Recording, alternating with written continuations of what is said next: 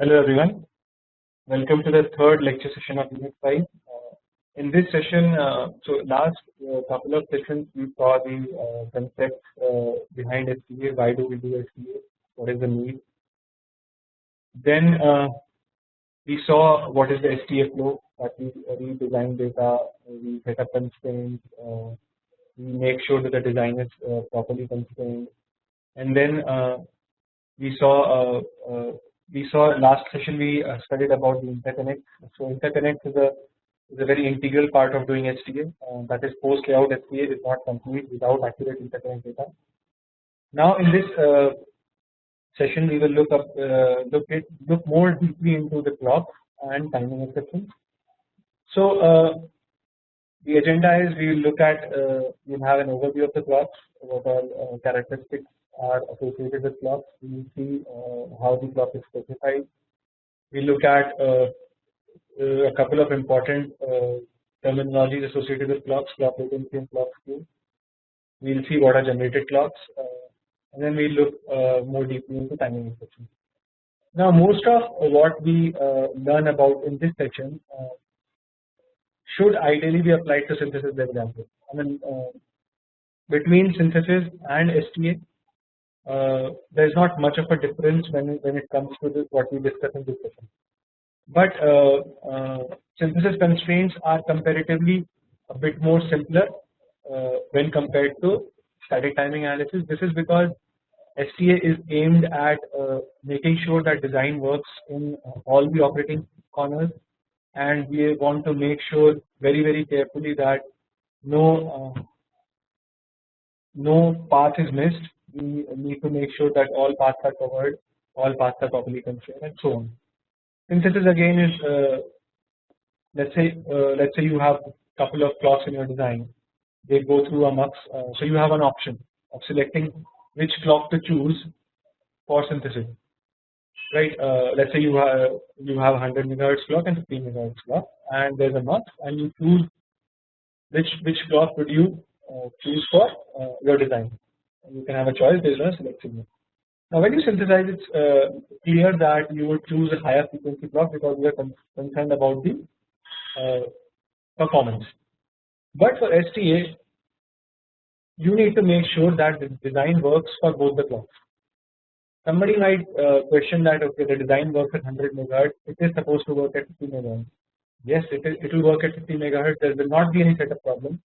But what about hold? So you need to also sensitize the path of the 50 megahertz clock to make sure that the design works at that. Since in the specification you have said that your design will work on both the clocks. So this is what changes between synthesis and STA. Synthesis, major concern, the design should get the highest frequency possible. You are not concerned about the DFT part as well. In STA, you are concerned about DFT, you are concerned about all other test modes, like the chips we work on have number of test modes. Some test modes are dedicated for some interfaces and so on. So we need to make sure that the chip works in all such modes apart from functional. So that's where STA becomes a bit more complex in terms of constraint points, right? So that's why the commands, similar commands in time will be much more powerful, will have much more options than compared to design compiler. This is why though there are overlaps between STA and synthesis, but we will revisit all such commands and all such constraints when it comes to STA, and we'll dig deep into it. Right? So clocks, we've already seen how to define a basic clock in design compiler. The labs we did all had single clock, but there can be multiple clocks, and a design definitely can have multiple clocks. In fact, the chips we work on have some close to about 20-25 function clocks, right? For example, if you take a chip for a mobile phone, it will have maybe 50 odd clocks for so many applications that a chip does. So definitely we can define multiple clocks that have different waveforms and frequencies. There are two type of clock. One is the virtual clock, other is the real clock. A virtual clock does not have a port associated with it, and then a clock has two characteristics. One is the delay, network delay, latency, and skew. We'll see more of this in the upcoming slides. A clock can be either gated or generated. A gated clock is one. We saw an example of clock gating where power compiler will add clock gates to a design, or in fact you can have in the RTL itself you can have some kind of gating involved. So a design can have gated clocks which is controlled by some enable signal. It is very essential to make sure that both setup and hold constraints are verified on this gating clock. Now a gating element in all probability would be a latch. Would be latch plus some combination element. So we have to make sure that setup and hold constraints are met at this latch. So prime time enables us to do that. In addition, a design can have generated clocks. Generated clocks are many times a design will have a clock based divider or some counter based divider, some gating logic based dividers. There are a lot of clock dividers. You can search the net for those. There are a lot of clock dividers available in digital domain. So a design can use those clock dividers to generate multiple frequencies.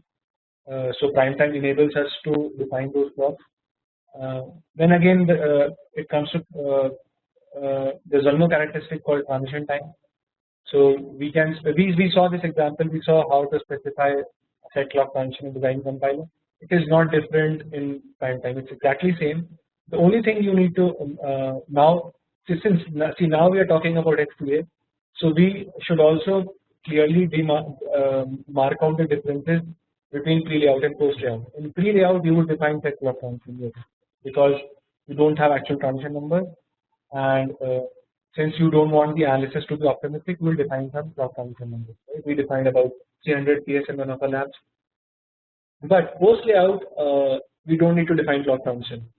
Why? Because prime time has all the parasitic data, and we discussed in the last session that at every node, whether it be a data path or a clock path, prime time will calculate transition. So post layout the transition numbers are accurate, pre layout the transition numbers are estimates. So post layout you don't need to define clock transition. Let's look at the clock specification. We need to tell prime time at what port we are creating the clock, what is the frequency of the clock in terms of period. Then we need to tell prime time what is the duty cycle time. We may choose to tell the duty cycle, or we may choose to tell there's an option called edges and waveform. So there are multiple ways in which you can define the clock. We'll see some examples. So this is the basic clock specification. Now the figure on the right hand side is something called sys clock. So now we need a clock of this type which rises at 0, falls at 5, and the period is 20. So we map this to the command create clock minus name sys clock. Now this is the port, this is the clock name which can be anything, and this is the port of the design. Period is 20 as given from the diagram, and waveform is 05. Waveform, the first digit means rise, the time at which the clock rises, the second one means the time at which it falls.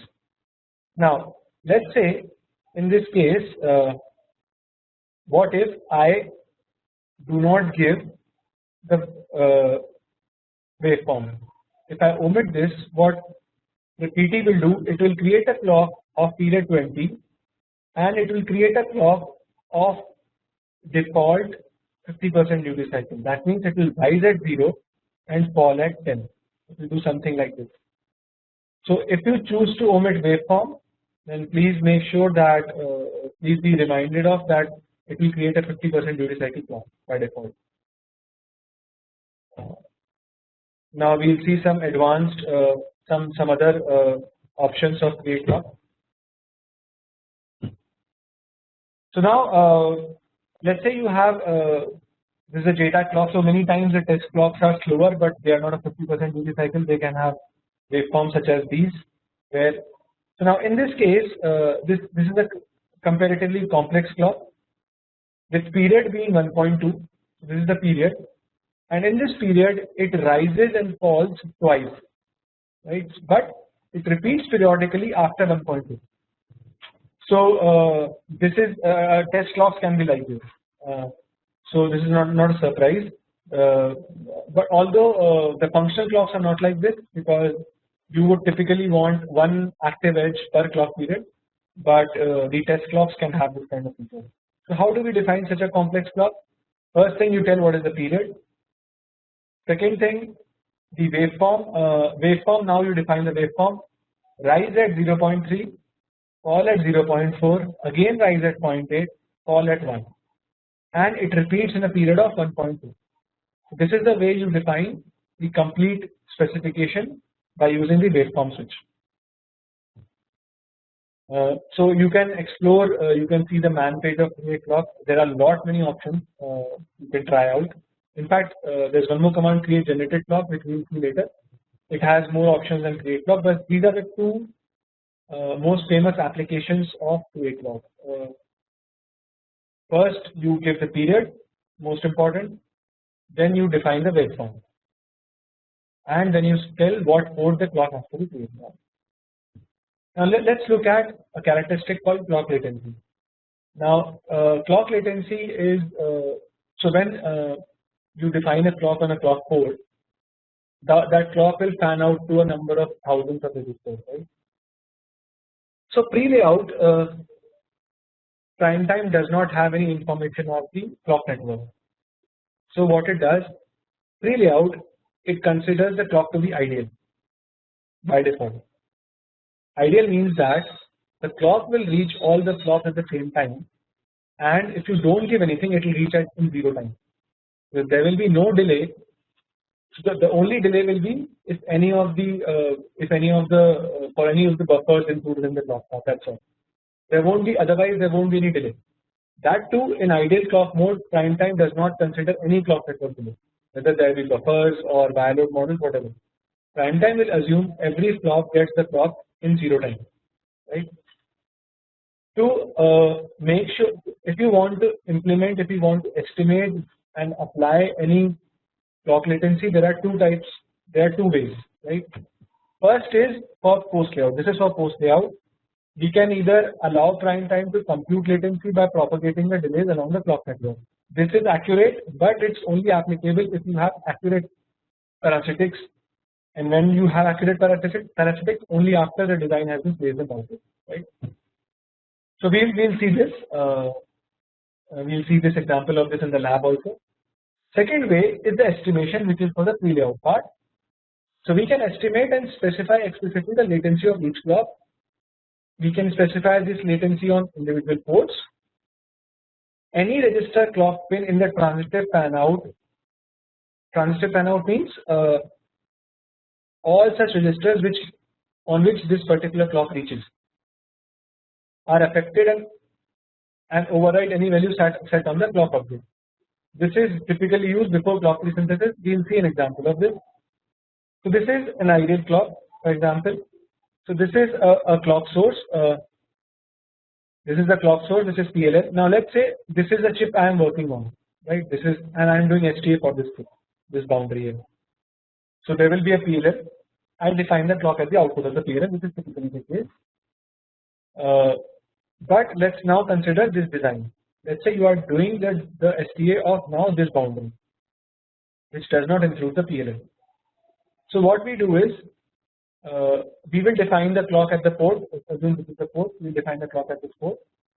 Now a latency has there are two types of latencies. First is the network latency. That means the network delay, the time it takes from the clock definition point to reach to all the clocks in the design. This is called network latency. For an ideal clock, if you don't give anything, the network latency is assumed to be 0. The source latency is the delay between the clock definition point, which is the port of the design, and the real clock source. If you know about it, the real clock source from which the clock will come. So in this case, we know that the clock will come from a PLL. It will reach this clock definition point in some amount of time. This is called source latency. Now, for STA purpose, now let's say, so this was for the on-chip clock source. Let's say you have an off-chip clock source. This is very common for many interfaces like, let's say, I2C or or SP, or there are a lot of chip level interfaces on which the clock will comes from either a different chip or from a different or from a clock source which is situated off chip. So in this case also things remain same. The clock source, the time it takes from clock source to the clock definition point is called source latency. Network latency is what is inside the design. So you can remember it this way. Network latency is the latency which is within the scope of a design. Source latency is something which is outside of a design. Right?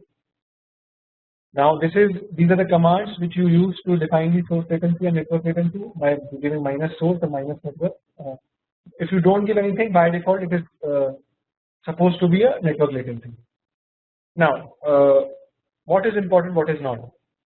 Now many times we do not give any source latency, many times. Why? Because first of all we are let's say I am working on the design at the bottom.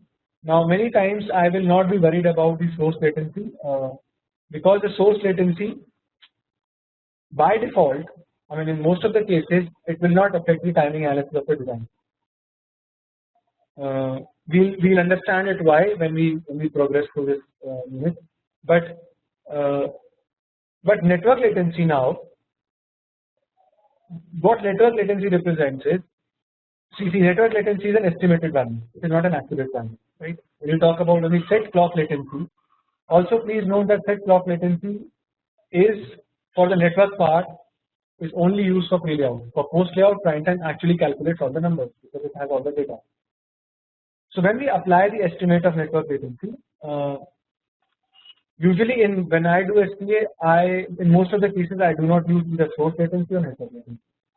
Source latency, why I do not use source latency is because many times I do not have any estimate, and let's say a source latency, a uniform source latency of X will not affect the results of my SPA. Coming to network latency, now network latency becomes important in the case where all the clocks in your design will not get the clock at the same time. They will get clock at a different point of time.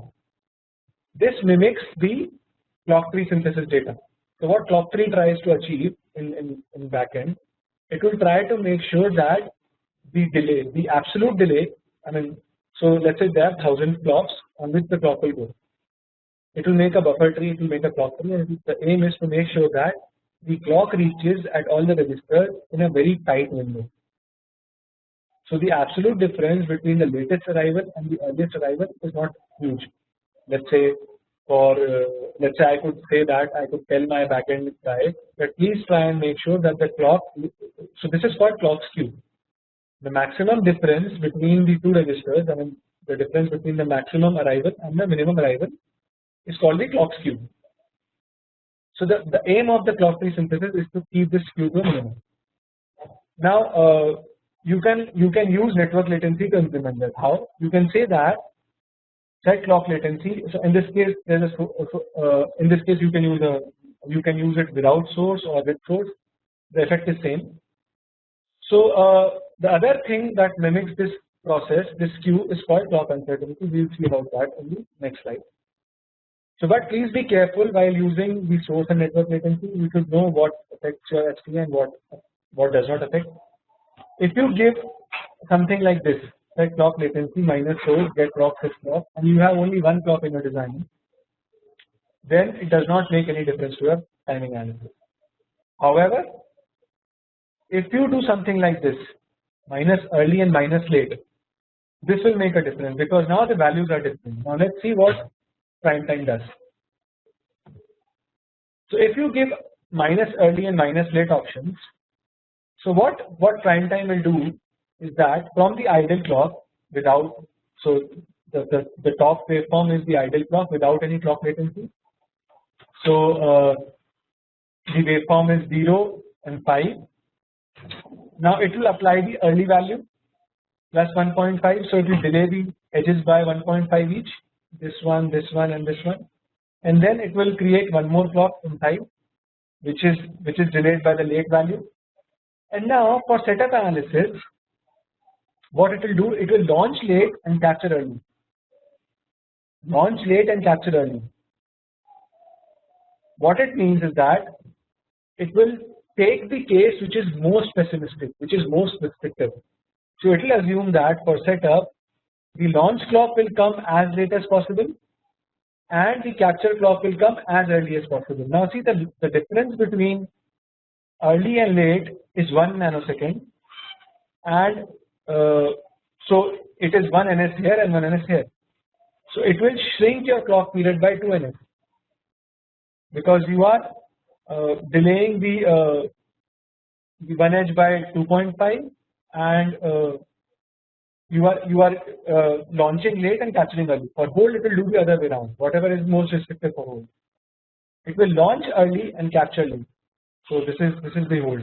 It's a hold is a 0 cycle thing, so it will launch early and capture late, right? So please be careful in using this early and late figures. You should be very sure that what is the application you are trying to, what is the specification you are trying to implement. Now second is the case where you have actual parasitic data. In this case you probably in most of the cases will not need a set clock latency command unless and until you want to implement something that is off chip and that has an early and late value. So still when you have actual parasitics, still this is the part which you cannot implement accurately because this is something which is off chip. So you need to still again based on you need to write commands based on some specifications which are already available to you or some estimates, right? And only when you have a different early and late value. So when you have actual parasitics with you, prime time can accurately determine clock latency by propagating the clock through the network. This is highly accurate analysis, and the command to do this is set propagated clock. So you define the clocks, you say create clock, CLK minus period minus waveform, and then say that set propagated clock. Only when you give set propagated clock, prime time will start the actual analysis. Without this, without setting propagated clock, it will treat your clock as ideal. So this is now something special and different from synthesis. So if we have written parasitic data, if you have defined your clocks and not given set propagated clock, your analysis is waste. So this is one extra command that you need to add to your constraint files when you go from synthesis to ST.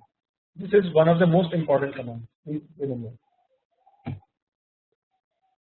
Clock uncertainty is something that is a command that helps us in mimicking the clock skew that comes as a result of the clock free synthesis.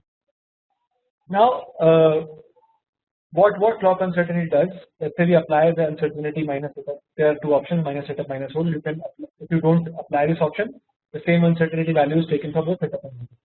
So we defined like clock uncertainty. Let's say in this case we defined a 0.2 value for setup and 0.05 value for hold on a particular clock. What this will do is that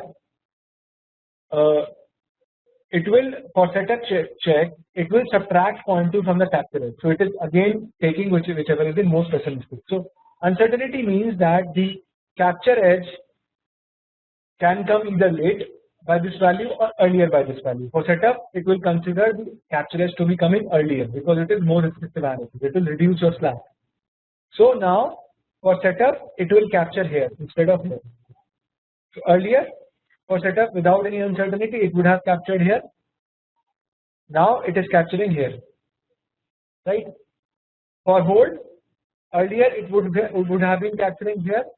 In fact, not this edge. Hold would be the same edge. So it would be capturing here, or now we can take here because these both of the edges are same. Now it will capture later, which is more restrictive for hold. So clock uncertainty, the value will decrease this amount of slack you have. Now, when you apply uncertainty from between two different clock domains, it is called inter-clock uncertainty. The command is same. The only difference now here is that earlier you gave just single clock without any minus from and to option. This uncertainty is called intra-clock uncertainty. If you say minus from to some clock, then it becomes a inter-clock uncertainty, right? Now important points. Pre-layout has idle clock. What it means is that STA assumes clock arrives at each stop at the same time. In this case, we should apply some clock uncertainty. What values do we apply? The clock uncertainty for pre-layout should be clock 3 skew plus PLL jitter. Clock 3 skew you will get from your backend, from the person who is doing backend. It is a function. Clock 3 skew is a value which you give to the backend tool, and if you try to meet the clock skew within this range, so you should ask this, or you should search.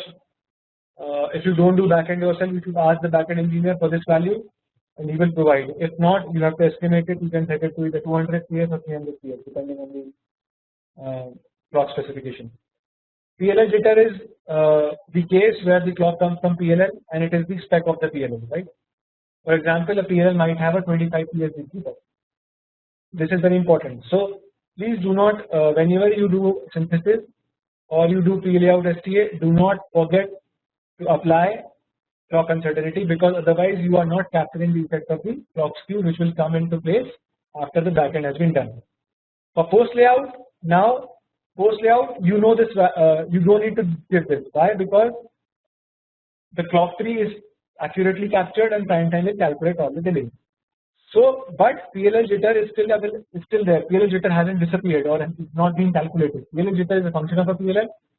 It comes from the dot lib of the PLL, and you should always apply this. So, for example, pre-layout. Let me give you some values for more clarity. Pre-layout, I can say that my clock tree skew would be 300 PS, and let's say my PLL jitter is 25 PS. So my pre-layout clock uncertainty would be 300 plus 25, 325 PS. When I go to post layout now, I know that my clock tree skew is taken care of when I set propagated clock, but PLL jitter still is present. So I will set my clock uncertainty to be simply the jitter value, which is 25 PS. Right? Okay. Clock uncertainty has one more application. It is very popular.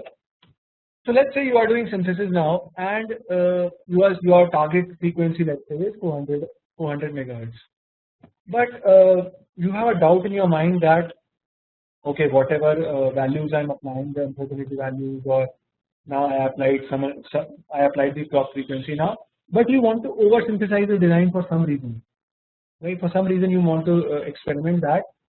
Okay, I am not sure that, okay, the design I am synthesizing at 200, but in backend, due to some mismatch between the backend and my synthesis, or due to my wire load model not being accurate enough, I need to have some margin in synthesis.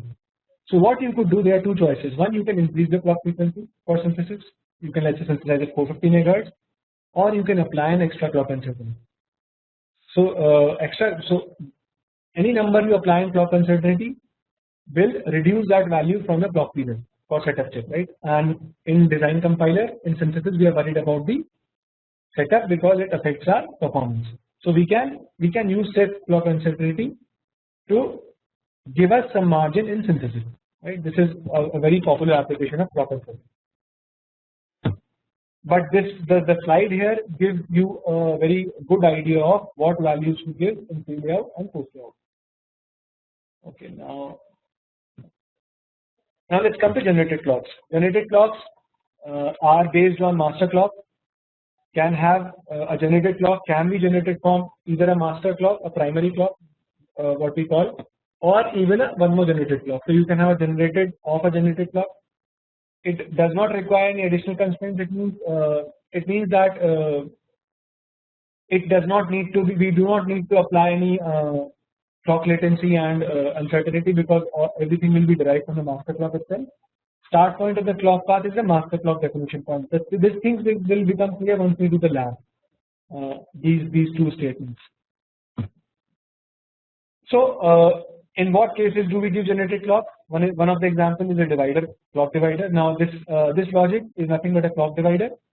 The Qn is fed back into D, or if Qn pin is not available, inverted Q will be fed back into D. So at every active edge of CLKP, CLKP div by 2 will be a divide by 2 clock of CLKP, right? So CLKP is a master clock like this,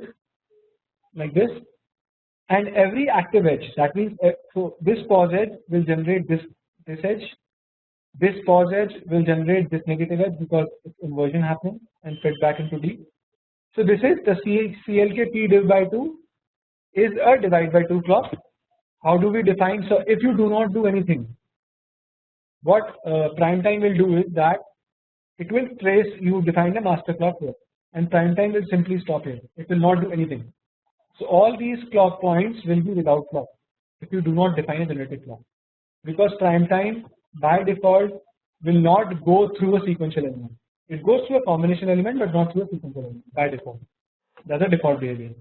So you need to give a generated clock name. This can be any string. Source is the master clock source, which is this point wherever master clock is defined, and we say divide by 2 and where to create it. In create clock, the where part is either a pin or a port. Again, in create generated clock, the where part is the either a pin, mostly it's a pin, and so you tell prime time that I have a generated clock which is with this name, which is generated from this source, created at this point, and the relationship is divide by 2. Now this string here, divide by 2, should match your netlist functionality also. This is very essential.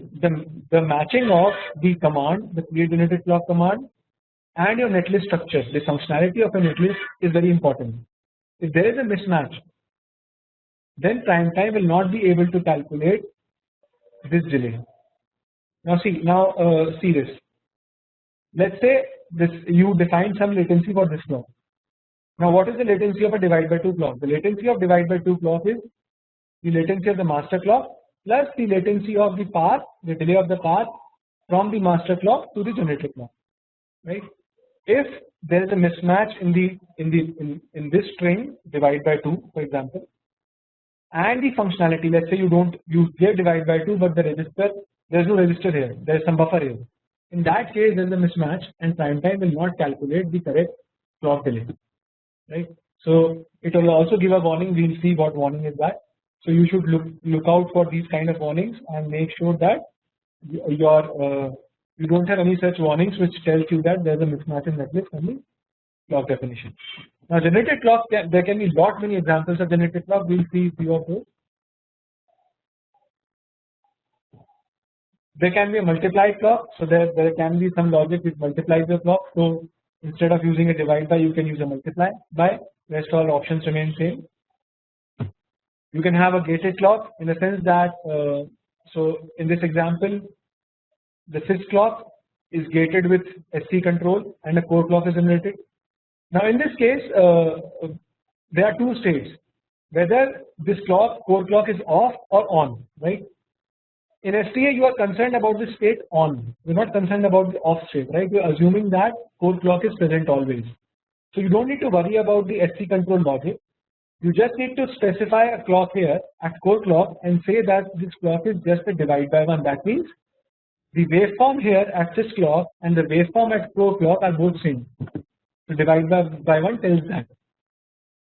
So you can even have a divide by many times we have a case like this. We have a clock defined on the input port and we create a generated clock at this point, which is the output of a buffer. So it is a very useful application when you do more SPA. When you become a bit more experienced in SPA, you will probably appreciate the divide by 1 functionality. So it's a very popular application using a divide by 1 clock. So this is how you create it. Just give divide by 1, and so divide by 1 should not have any flop involved.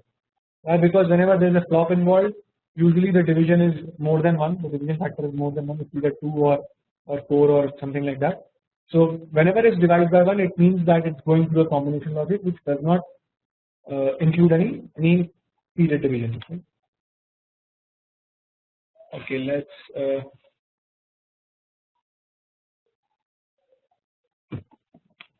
now this is one case where we do not use a generated clock, but this is why, because there are two clocks that are generating a generated clock. What it means is that there is a clock sys clock here, there is a core clock here, and ANDing of these two is generating a main clock. So sys clock, core clock, when we add, we get this kind of a waveform. Now we could create a generated clock here, but it won't be this. It is not recommended because it is generating of two clocks, sys clock and core clock. So in this case, we just do a create clock. But the only problem is that when you do a create clock here, all the latencies behind this, that is all these latencies are not taken into account. Any create clock means whenever you tell prime time it's a create clock, at some point all the latencies before that point are discarded. Only the latencies which are proceeding from that point are calculated. When you do a create generated clock, all the latencies leading back to the create clock will be taken into account. So you have to be very careful in such cases. This also depends on what is the relationship between main, core and sys clock. Are they synchronous? Are they asynchronous? If they are, what is the nature of the timing path between them? So this is a one particular example, but it does not mean that you use this create clock every time you see this kind of an object. It completely depends on the type of a design. Right? There's one more option. These examples we saw that we saw the use of divide by and multiply by options. The more popular is the edges option. Edges option clearly tells prime time what are the edges being used to generate generated clock. I would recommend using the edges whenever you can. I prefer edges over divide by. I'll tell you why. Let's see these cases. Now let's say you have a clock, master clock DCLK here. Now there are three clocks here: PH0 clock, DCLK div 2, PH1 clock. Now at Q we know it's a divide by 2 clock, but now DCLK is inverted here. What it means is that instead of positive edge generating the clock, now it's the negative edge that is generating the clock. So let's see the waveforms. So this is the negative edge. This is the negative edge. This is the negative edge, and generated clock divide by 2 clock is now generating of the negative edge. So this negative edge will cause this positive edge. This negative edge will cause this negative. So DCLK div by 2 is generated of the negative edge of DCLK. Now in this case, if you were to give a divide by 1, prime time will give an error, because prime time finds that divide by 2 to give, prime time will always assume that it is the positive edge that is generating. So in this case, you have to tell prime time in some way that negative edge is generating this clock. How do you tell that? You forget divide by 2 option, you use the edges command. The edges of the master clock are numbered like this: 1, 2, 3, 4, and you tell prime time that DCLK div 2, the rise edge comes at 2, the fall edge comes at 4, the next rise edge comes at 6.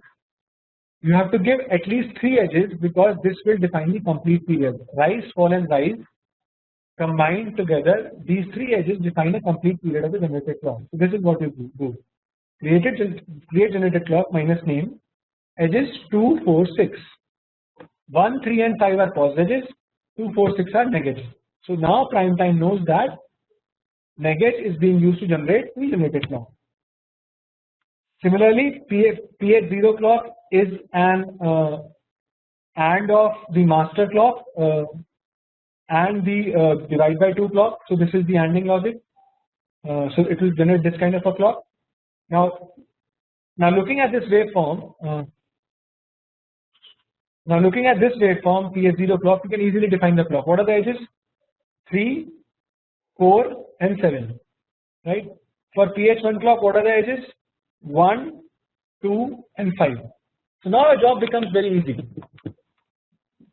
You know your design, you can draw the clock waveforms what is needed, you know what clock waveforms will be there, and then just translate that clock waveform into edges and define a generated clock. It's the best way to define generated clock. This will leave out any ambiguity about which edge is generating, which edge of master clock is generating the generated clock. Right? Again, this is the case of the inverted clock. So in this case, the clock is inverted. So in this case also, I would recommend using edges option. There is one more case, which is one more way you could do that. You can say divide by 2 and add minus inversion. So this tells that instead of so non-inverted version would look something like this, but there's an inverter here. So you can tell that you are defining the clock after the inverter, not before the inverter. Before the inverter, the situation will remain same. But when you are defining after the inverter, you can say minus invert and prime time will understand. But again, I would recommend using the edges option. So generated clock latency already talked about is the sum of. So this is the generated clock. This is network latency. The latency here is the sum of the source latency from master clock to generated clock and plus any source latency that your master clock can have. Right? It's simple. This is an exercise I'll leave for you. There's a sys clock here. Assume any waveform here. Assume a 100 megahertz, 50% duty cycle, or anything. And now tell me write down on paper. Do this offline. What can be the create generated clock at div2a and div2b? At these 2 points, write the create. So first write the create clock command for sys clock. Then write the create generated clock command for div2a and div2b. Right. So just please be careful when you please be careful about with the polarities. So what I try to include this in the lab. I try to answer this in the lab, but this is very easy. You can do it yourself. Now let's let's go deep into how prime time evaluates setup and hold edges. Now next 3 slides, if you understand next 3 or 4 slides, you will have no problem whatsoever in understanding any kind of report timing for any clock relationship. Right. So whether you have multiple clocks or single clocks or you have a very complex clock network, any such case, if you the theory in next 3 or 4 slides would guide you in understanding any timing report, any complex timing report. Right. So many people in the industry are also not very comfortable with this, but I'll try to explain it in detail. Now, by default, assume you have a single clock. This is we have repeated this many times. So, what are the setup edges? So, clock at FF1 and clock at FF2 are same. So, we haven't. So, this is by default. The edge at which data is launched on FF1 and the edge at which data is captured on FF2 are 1 clock period apart per second. This is the default case. Why? Because you want any data launched by FF1 to be captured by FF2 after single cycle. This is the default behavior. And the same edge at FF2. Now see, clock are same, so these 2 edges are same. Right, this edge is 1 clock period apart, but these 2 edges are same. We just have copied the clock at FF1 and FF2 to show you clearly. So this edge, the same edge is used for hold. Why? You want to make sure that any data launched by FF1 on a particular edge does not disturb, meets the hold timing at FF2. Right, the same edge does not disturb the hold timing at FF2. This is why the default behavior setup is called a single cycle path. Cycle 1, hold is called a 0 cycle path. Why? Setup is checked after 1 clock cycle, hold is checked after 0 clock cycle. That means hold is checked at the same edge. This is a very simple case. Now let's come to a case where you have multiple clocks. And now I'll try to explain the general theory on which STA tool like prime time operates. Right. For setup analysis, prime time. Let's read the statement. Prime time looks at relationship between the active clock edges. There is a keyword here. Active clock edges over a full repeating cycle. When does a cycle repeat itself? Now this statement is common to a general case of the launch and capture clocks being different. Equal to at least the LCM of the 2 clock periods. For each capture edge at the destination flip-flop, PT assumes that the corresponding launch edge is the nearest source clock edge occurring before the capture. We'll go to the figure and we'll keep toggling between two slides of this statement and the figure and the diagram, and we'll try to understand this. So the important thing here is that active clock edge, it will analyze for the period for the LCM of the two clock periods. Let's see a figure here. So now let's say you have two clocks. Now I have separated out. The clock 1 and clock 2 are different. The first clock is 10, 0 and 5. So the second clock is 25, 5 and 25. So we have complicated stuff here now. There are two clocks. You do not have 50. The clock 2 does not have rising edge at 0, but rising edge at 5. So first you should understand. You should try and map the command with the clock waveform. It always helps to draw waveform on paper. So create clock period 10, rise at edge at 0. This is the time scale. Rise at 0, fall at 5. Period is 10. Second is 25 period, but rise is at 5, fall is at 12.5. So this is now prime time. So we have marked the active edges. First keyword active. First, what do? You mark the active edges. So this is where we have marked the active edges, here and here. Second keyword, least common multiple of two clock period. What is the least common multiple? Period 10, period 25. The least common multiple is 50. So we will draw the time scale till 50, right? And we will analyze all the active edges. That's the idea. Third important point, for each capture edge at the destination flip-flop. Clock 2 is the one that is capturing data. There are two capture edges here, 1 and 2, right? What is the setup check here? For each capture edge, we look for the launch edge which is just before this capture edge, just before, not at the same time. We see this capture edge 1. What is the launch edge just before this? This is the launch edge. We go to second capture edge. Why we are analyzing this capture edge also? Because it lies within the LCM of the period. For this capture edge, the launch edge is this.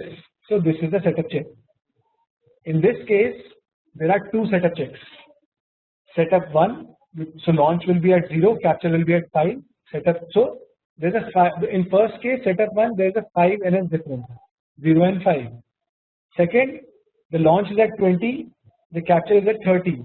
The difference is 10. What is more restrictive? 5. You need to set up the combination logic plus the delay of the flip-flop 1 plus the setup time of flip-flop 2. Everything should be less than 5. There are two cases, should be less than 5, should be less than 10. Prime time will check for 5 because it is more restrictive. Right? I'll repeat this again. Keywords, active clock edge. So you first of all you map the command with the waveform, or you draw the waveform first, then write the command as a logical way. Mark the active edges. Second keyword, LCM of the two clock periods. You draw this. You draw all the active edges within the LCM. LCM is 50 here, so that's why time scale is from 0 to 50. Third, you mark the capture edges at the capture clock. So we mark the capture edges at flip flop 2. Now we look for the launch edges that occur just before the capture edge, just before, not at the same time.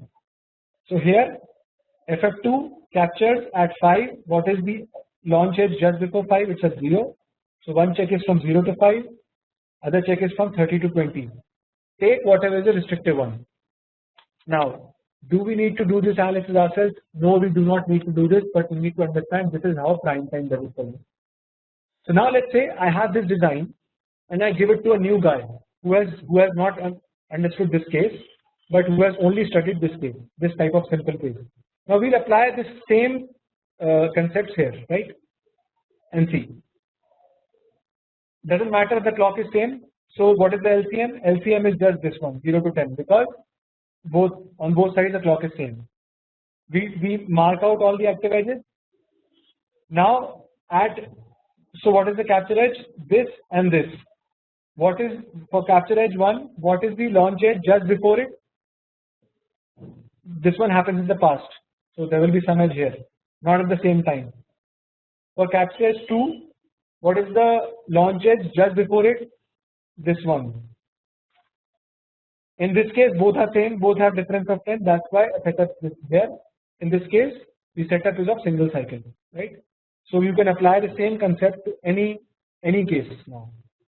Now, the idea of understanding this is how prime time operates, and many times when the clocks are complex, when there are multiple clocks and there are paths between among such clocks, it is very important to understand this to make sure that you understand the timing report.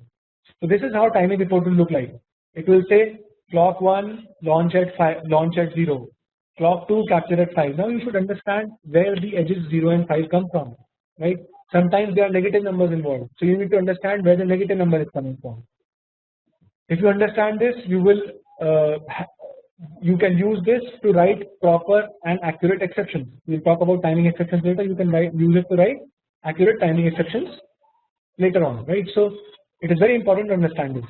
Now we have understood how prime time will calculate the setup edges. Now let's go to the hold edge. Hold is slightly more complex. Have some patience. The hold, again we'll toggle between the two slides. First principle of hold, you should complete the setup analysis. You should understand what is the setup edges. What are the setup edges? Now let's go to hold. Hold relationships are based on the clock edges adjacent to the ones that determine the setup relationship. So first, draw the waveform, do the exercise of setup. To determine the more restrictive hold, what prime time will do, I'll not read out the text, but I'll point out the diagram. Now consider this setup edge 1, right? We need to consider all setup edges, right? 1 and 2 here. There are 2 cases here. Now in this case, prime time needs to make sure that whatever data is being launched here does not disturb. So what it assumes is that this edge here, this particular edge here, is capturing the data launched by this one, right? The FF1 CLK at FF1 at 0, whatever it launches data, at 5 the data is captured. So it needs to make sure that whatever data is launched at 0 does not disturb the hold edge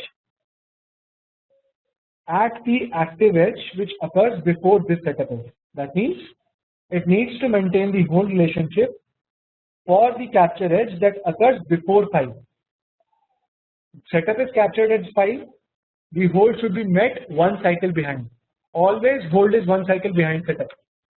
By default, setup is a single cycle path, hold is a 0 cycle path. Setup 1, hold 0. Hold is 1 cycle behind setup. If this is setup between 0 and 5, the hold will be 0, and in this case, that edge will be somewhere in negative, right? Fine, we'll note it down. Again, for the same edge, it will do the other way around. Now it will check whether the edge which is after the launch edge, that is this edge now, does not disturb hold at 5. So it will take, so the formula is first determine the setup edges, then check hold for setup minus 1. So this capture will remain same. You check for setup minus 1 to capture, setup plus 1, sorry, you check from setup, I'll write this down better. So the first formula is launch minus 1 comma capture. This is what we have been learning. This is launch, and we check between launch. I'll clear it. I'll write it down again. Yeah. So first we mark the setup edges, then between launch and capture minus 1. This is the launch edge for setup. This is the capture edge for setup. We check the relationship between launch and capture minus 1, which is somewhere in the negative. Second test we do is we do for launch minus 1 to capture. This is the case.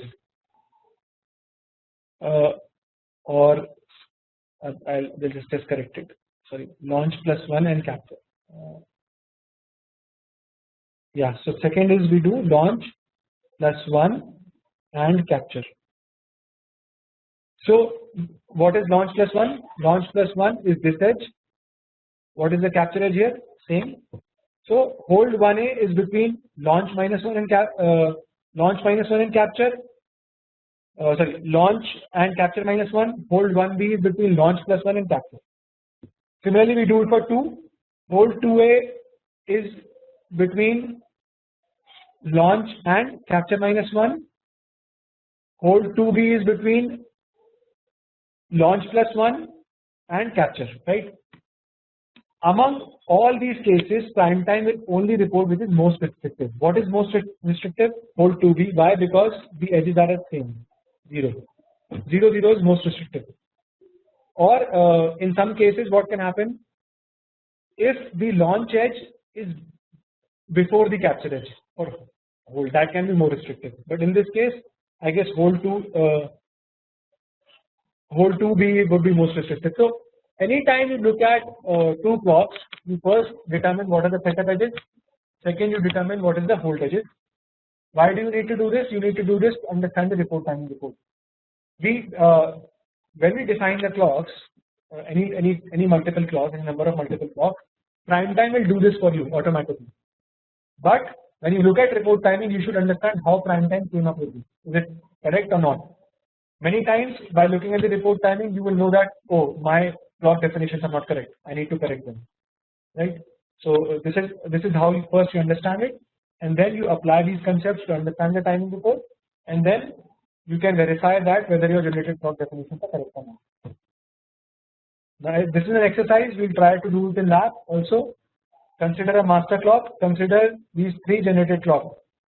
Generated clocks 129, 56, 13, 125, and now now calculate what are the setup on edges for the case where data is launched by clock A and captured by clock B, right? So I would also recommend reading the prime time manual if you have access to it. It will explain this in some more detail, but this is the text on the slide also is good enough. I've actually used the prime time manual itself to explain the concept. So you can remember this formula. Setup is easy. You first mark out the capture edge, then look out for the launch edge which occurs just before the capture edge. Mark out the setup for the LCM part. For hold, you have these 2 formulas: launch and capture minus 1, launch plus 1 capture. You don't need to mug it up. Once you start understanding these concepts, you can understand any time report. Right? Now virtual clock. What is virtual clock? Virtual clock is something that does not have any fixed code in the design. It is kind of a floating clock, and it is mostly used to define input and output delay for interfaces. This is one example where there are 2 virtual clocks defined: virtual clock SAD and virtual clock CFG. Some period we create a regular clock, period 10, and we can use these virtual clocks to define input delays or output delays on some codes, right? So this slide just captures that. We already studied that. Okay, now we are let's look at exceptions. What are exceptions first? Concept. Before this, let's say if you don't know about exceptions, don't apply any exceptions. This is what prime time will do by default. Whatever we have understood till now, prime time will break your design into timing paths. It will assign various path groups based on the capture clock to all those timing paths. If you have multiple clocks, it will use this logic to arrive at the launch and capture edges for setup and hold, right?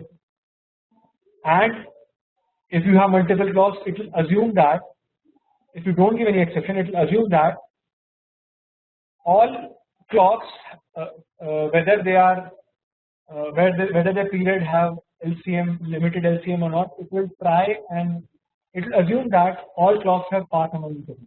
Now let's look at this case and see work out a case where a clock, first clock, there are 2 clocks. First clock has a period 17 and second clock has a period of 31. Now you say, man, the LCM is pretty big, man. Both are odd number, both are prime numbers. 17 into 31, that the LCM is pretty big. so for such cases, if you look carefully, if you think carefully, such cases are not logically possible. In the sense that if there are two clocks whose periods are not integer multiples or some rational number multiples of each other with limited LCM, then that design is not. You cannot have two clocks with period 17 and 31 and have paths between them. In all probability, whenever there are two such clocks with period not multiple or multiple of each other, then in all probability all the paths between such clocks should be found, right? They are asynchronous clocks. So you have, so many times I'll tell you a case. Now let's say you have a chip that is for mobile phones, and it has a CPU which works, let's say, at 1 GHz, and it has a video core, let's say, that works at 330 MHz, for example. Now the CPU part will work independently of the video core, right? So you have two clocks, one is the CPU clock, other is the video core clock. Now they don't have a relationship with each other. CPU clock is working in the CPU domain, and video clock is working in the video domain. But what may happen is that the video domain might, based on some conditions, it might raise some interrupt to the CPU domain. So what will happen now in this case? The video clock will launch the interrupt, and the CPU clock will capture the interrupt. But it is not expected that such a path will meet the regular and setup hold time constraint. Why it is not expected? It is not expected because the clocks are not multiple of each other and proper multiples of each other, and we haven't designed it like that. And it is not necessary to design it like that. Interrupts are mostly one-time occurring signals. They don't toggle every time, every clock cycle. So you can choose to not check any setup or hold time on that. There's a completely separate design concept which it might become clear in some other course based on digital design, but these cases are normal. So in this case, if you don't give anything, if you do not define any timing exception, prime time will assume that it will do all such sorts of calculations. It will launch data at video core clock, and it will try to capture in CPU clock, and it will use all such principles to define setup and hold edges. Now, do you really want that? No. So for cases where you do not want prime time to go on with its regular timing calculation techniques, you can give certain commands to override those and to make your timing analysis more accurate. Such group of commands is called timing exceptions. These are the list of commands that come under the category of timing exception: set case analysis, set disable timing, set false path, multi-cycle path, set noise delay, set mean delay. We look at each of them in some detail. So just remember, what is the timing exception? Timing exception is any command that will force prime time to override its default behavior. Right? Simple. Case analysis. Case analysis is a way of specifying a given mode for the design without altering the metric structure. You can specify for current time. So what you consider typical, the most famous example. Your chip, your design has two modes: functional and scan. It's a very common thing. The scan path will sensitize the paths which are between the scan input and the data pin of the clock. Without, it will bypass the combination of the scan shift path. Right? Now, if you do not do anything in a particular session, you will see both the function and the scan path, the scan shift path, and you do not want to do that. You want two separate cases. So in such case, what you can do, there will be a pin called scan enable or test enable or test mode, something like that. You can set a case analysis of 0. When you set a case analysis of 0 on such a pin, the design will enter functional mode. So prime time will calculate delays, assuming that scan enable is 0 or scan test mode is 0, and that means it will only worry about the functional mode.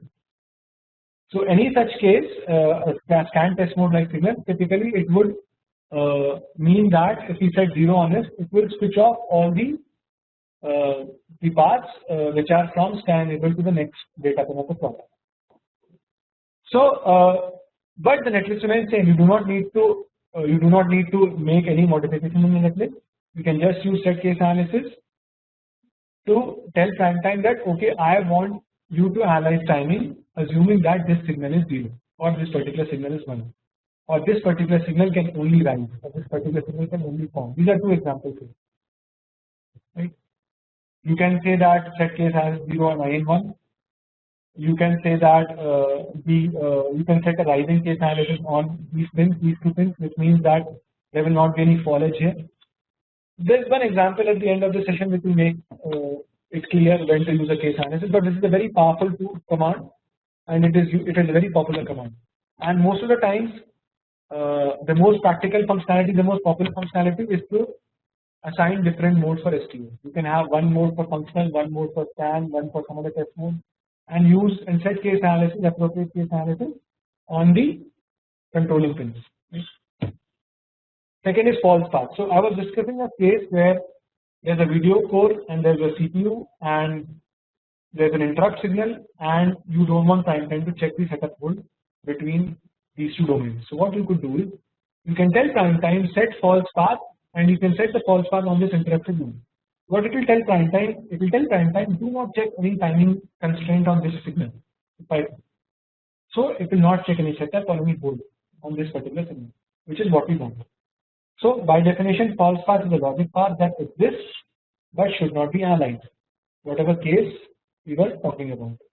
So idea keyword, it exists, the path exists but should not be analyzed for timing. So for example, a path can exist between two multiplex logic blocks that are never selected at the same time. So if two blocks and only one is selected at one time, so any path between these two blocks is not valid. This is one example where we are setting a false path from a register to some register.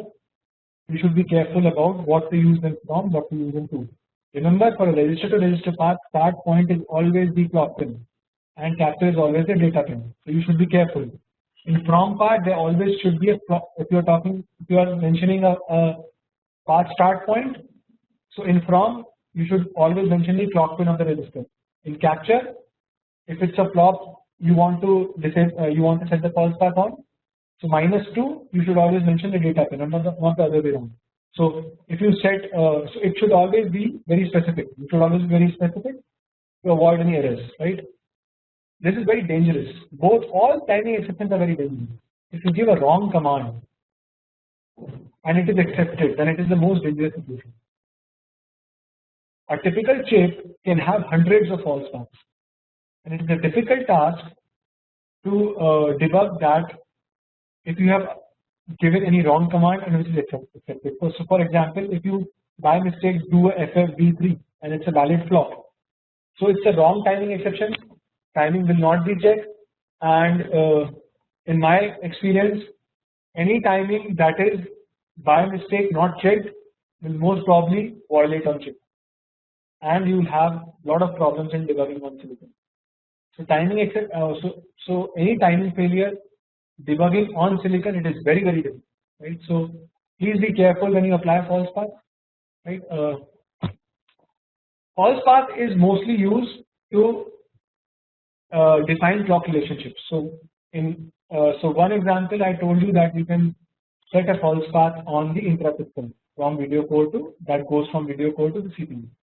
Now let's say apart from interrupt, there are 10 more signals that go from video core to, well, let's say 10 interrupts that go from video core to CPU. Now in this case, you have to write 10 false paths, right, to declare false path on each of this interrupt, each of this path. Second more sophisticated and a better way is to tell that all the paths from video core clock to CPU clock are false. So this is how we define the clock relationship. Ideally, let's say your design has 10 clocks. If you do not do anything, prime time will assume that all paths between any two clocks are valid. So it will produce timing reports for the same. You can tell that for any two asynchronous clocks, you can tell like this. You can say set false path from clock 1 to clock 2, and it is also essential to do the other way around, from clock 2 to clock 1. Paths from video to CPU are false paths, but there might also be paths which are from CPU to video, and we also want them to be false paths. So you need to give 2 false paths from clock 1 to clock 2, from clock 2 to clock 2. There is also one more way of doing this we will see later. So false paths are most popular to define clock relationships. Third is disable timing. Again, it's a less popular way of doing things because people will use false paths. So in a particular situation, in fact, you can apply any of the three. You can apply disable timing, or you can apply case analysis, or you can apply a false path. But you should know what to apply where. Some commands work better for some cases. For example, for defining clock relationships, that false path works best, right? For putting the chip into a particular mode like scan or function or some other text mode, case analysis works best. Disable timing, what it does is that it will remove the timing of, let's say I say disable timing from pin A to pin Z of a particular AND gate. It will not even consider that path. False path is something different. False path, the path exists. Prime time will do the delay calculation. The only thing it won't do is it won't check the setup and hold constraint. Disable timing, it removes the affected object from the delay calculation itself. So when should you use this? If all the paths, you should use disable timing only if all the paths through a particular pin are false. Remember, pin, it is pin based. False path can be between two clocks, but you cannot disable timing there. You cannot use disable timing to define the clock relationship. You can only do disable timing only if all the paths through a particular pin are false. You probably might see some of this. I might use disable timing in one of the labs. I'm not sure about it as the case may arise. Again we'll see one example. Lastly, it's max delay. So fourth is max delay, min delay. By default, prime time will use the clock relationships we have talked about to consider the setup and hold capture edges.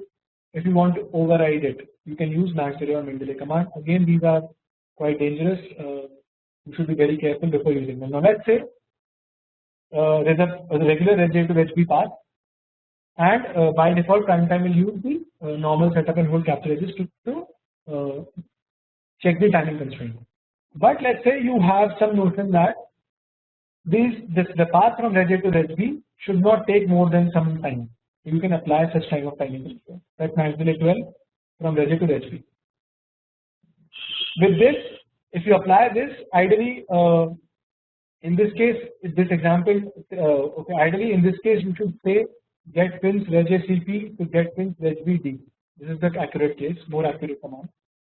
With this timing exception, PT will ignore the clock relationship, and it will by default, it will check whether the delay between these two registers, that is the delay between the total path delay minus the setup requirement of the endpoint, does not exceed 12 timing units. It will not use the clock edges to show you the timing report. It will the timing report will look a bit different. You can also use a min delay command. Set max delay and set min delay are the most famous usage is when you want to constrain a wholly combination path from input to output. You can use set max delay or you can use virtual clock. We have seen this example in Unity. So it's the same case here. Last timing exception is a multi-cycle path. We've already discussed that multi-cycle path is used to constrain a timing path which it is expected will not capture in single cycle. So let's say you have from FF4 to FF5, the logic is slow.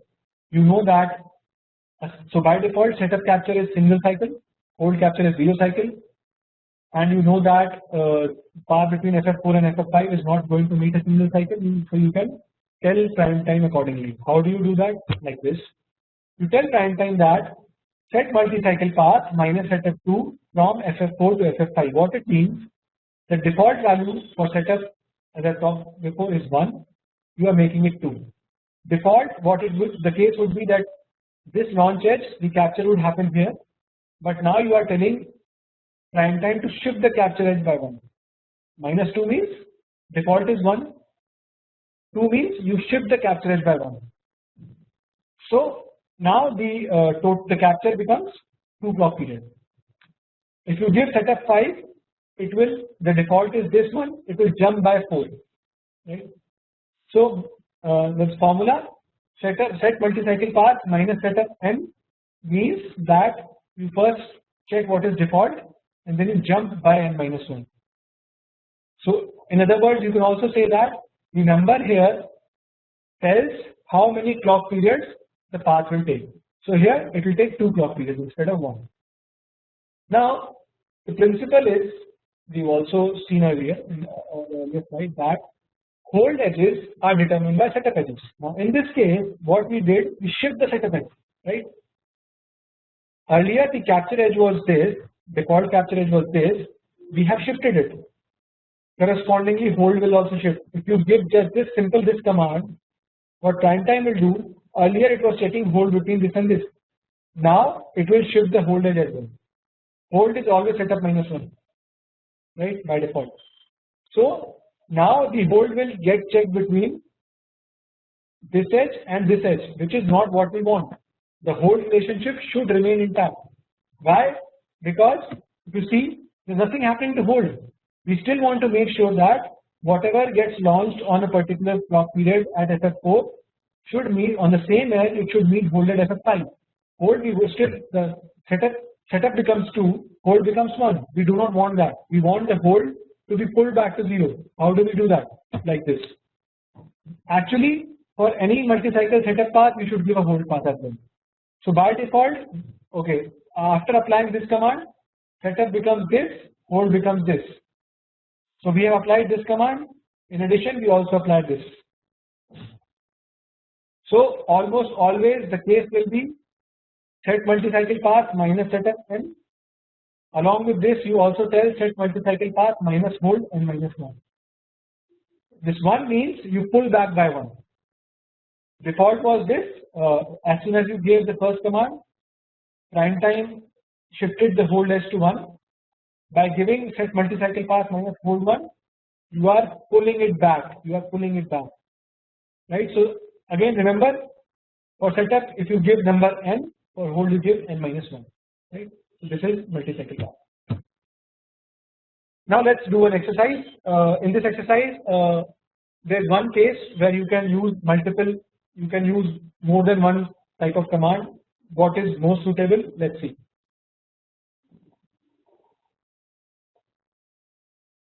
Now let's say there is a adder and there are muxes A and B, C and D. So select pin S selects between A and B, same select pin selects between C and D, same select pin select between it depends whether the output goes to E or F. Let's see, assume that there are clocks here. At each of A, B, C and D there are clocks, and again E is captured and F is captured as a clock.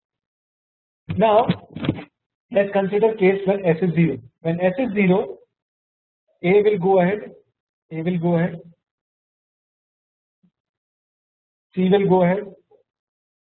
S being 0, F is 0, and A plus C will go to E.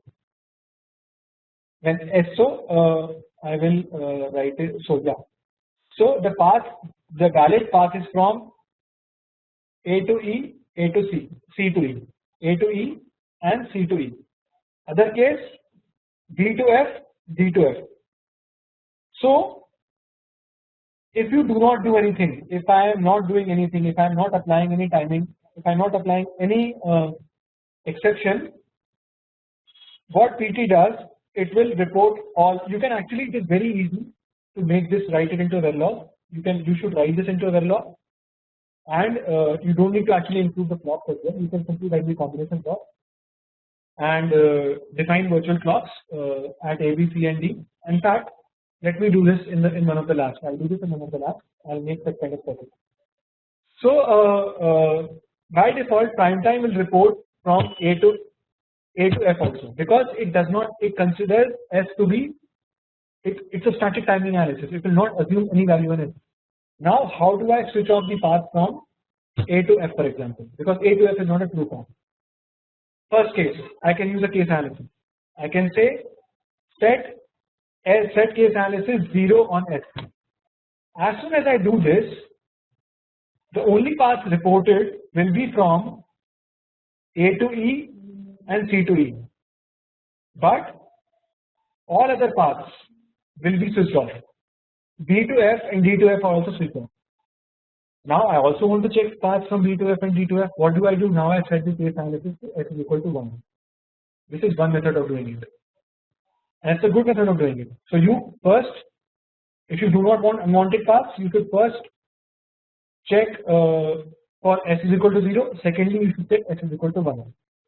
It's a good method, but it's not the best method. Why? Because anytime you change the case analysis, it will force prime time to calculate delays again. Because any case analysis needs to be propagated to, for example, setting case analysis here, prime time needs to know, understand the functionality of this mux, this AND gate, it will start doing delay calculation again. And for a full chip, the delay calculation, there's a command for update timing where we tell prime time, okay, now you can calculate the delay. There's a separate command, update timing. When we say update timing, prime time will recalculate the delays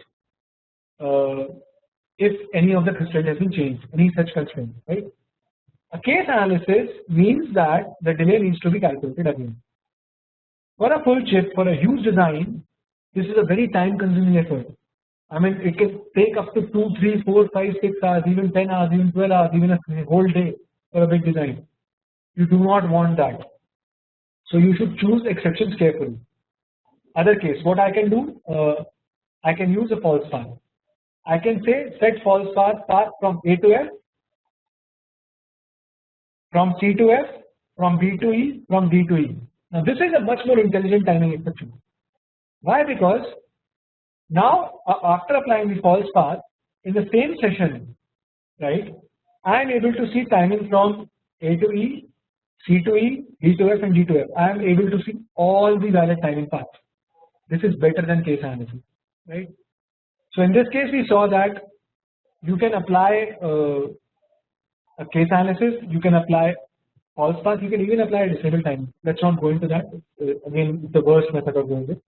So in this case there are two good methods, false path and case analysis, and of course case analysis is inferior to false path because you need to change the value and that will trigger the update timing. You need to do delay calculation on it. There's still one more better way of using virtual clocks. I will explore that in the lab. Right? How to use the virtual clock, that is the best way of doing it. So again, a note that if you apply false path, it will be from, you need to have one false path from A to F, second from C to F, third from B to E, fourth from D to E. You need 4 false path constraints, right? So we'll see in the lab how a virtual clock can be very useful here, right, in this case. So this is where STA becomes such an interesting thing, that you have so many commands at your disposal and you should use timing exception, you should use intelligent use of virtual clock to do the STA that is less compute intensive, and it covers all the modes. It covers like functional mode, test mode, and it is very effective, right? So 2 engineers can do STA in very 2 different ways, right? One will be one of them will be more sophisticated than the other, right? So that's where STA becomes a good engineering challenge, right? Let's look at the last slide for this session, which is about clock relationships. Now we saw that if you have multiple clocks, you should accurately define clock relationships using false path. For example, you can tell prime time how the clocks are related to each other. Are they asynchronous, or they are, if they are synchronous, you don't need to do anything, you just need to define the clock. If 2 of the clocks are asynchronous, you should set false path between them. Now better than there's one more command which is slightly better, which is better than false path in some aspects. When we are not talking about noise issues or crosstalk issues, so this command is called set clock group, and so set clock group and set false path are exactly same when you ignore signal integrity issues. We'll talk about signal integrity later in one of the sessions, but just remember it for now that false path and clock group are much more or less same when it comes to when you ignore signal integrity, when you are not worried about signal integrity and noise. But when you are worried about signal integrity and noise, do not use false path to define clock relationships. Use set clock groups. This is what prime time recommends, and we'll see why. So let's first look at set clock groups, and then later when we talk about signal integrity, we will see why should we use the set clock groups command. Why is it more powerful? So first case, this is the first case where you have two clocks, and please remember, if you have clocks like this, clock 2 and clock 1, where clock 2 is generated from clock 2 is generated from clock 1, more or less, most probably they are synchronous to each other. If you are generating a clock from a divider, in all probability, clock 2 and clock 1 should be synchronous to each other, unless and until you designed it to be explicitly so, right? So please be careful if you want to set false path between a generated clock and its master. Usually it's very dangerous. So in this case, we will not have any false path, no clock group command, simple case. Second case, where clock 1 and clock 2 are asynchronous to each other. They are any two clocks that are coming from different PLLs or different oscillators should be false path always. If you have different PLLs, even if the frequency is same, these clocks should not be synchronous, because each PLL is different to each other, right? Each PLL will have its own lock period. Each PLL will have its own jitter spec. You cannot have two clocks synchronous that are coming from different PLLs. Doesn't matter what the frequency is, right? So in this case, one is coming from oscillator, one is coming from some other source. Obviously, they are asynchronous. You can use set false path, obviously, but when you use set clock groups, you can say set clock groups minus asynchronous clock 1 and clock 2.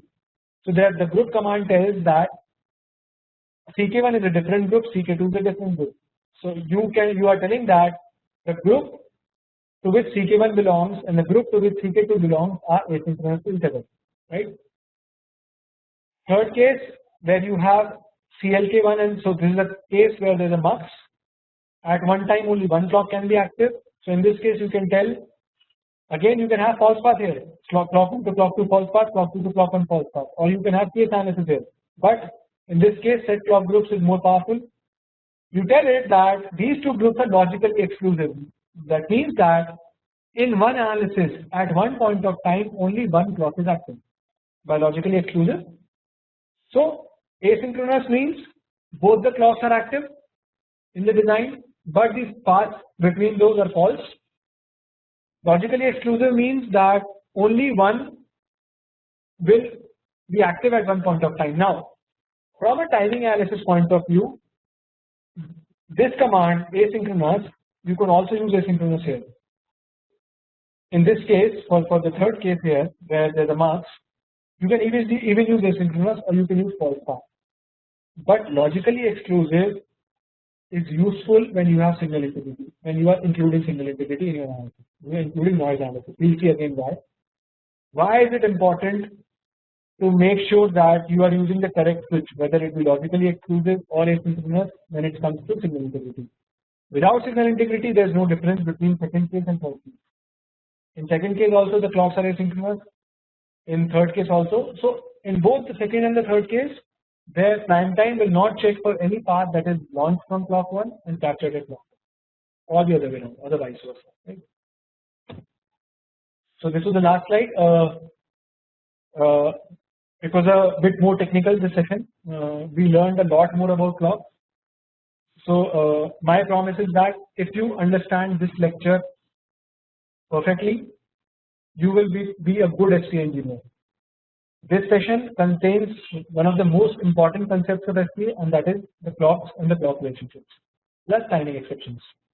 Timing exceptions. So now, after understanding this, you can define any complex clock, any complex generated clock. You can define the clock relationships now easily, and plus you can use the powerful timing exceptions to make your timing analysis much more accurate. Now, see, exceptions are very useful. They are dangerous, but they are very useful. In a particular chip, there are millions of timing paths, and without timing exceptions, with so many clocks in place, you will have thousands and thousands of paths that are either false or they don't matter, and so on, right? So for example, if you have like 10 clocks and you forgot to specify the clock relationship, you'll have so many paths between all the pairs of clocks that might not be even true, right? So that's where the timing exceptions are useful. They are a necessary evil. Why I say evil? Because any false timing exception may cause a silicon failure. That's why I call them evil. So they are evil, necessary evil. You should use them very carefully, and you should review them again and again before sign off if you're working in the industry. And you can use them to make your timing analysis much more accurate and much more sophisticated, right? In the next session, we will talk about again the second most powerful concept of STA, which is the on-chip variation. Right? Thank you.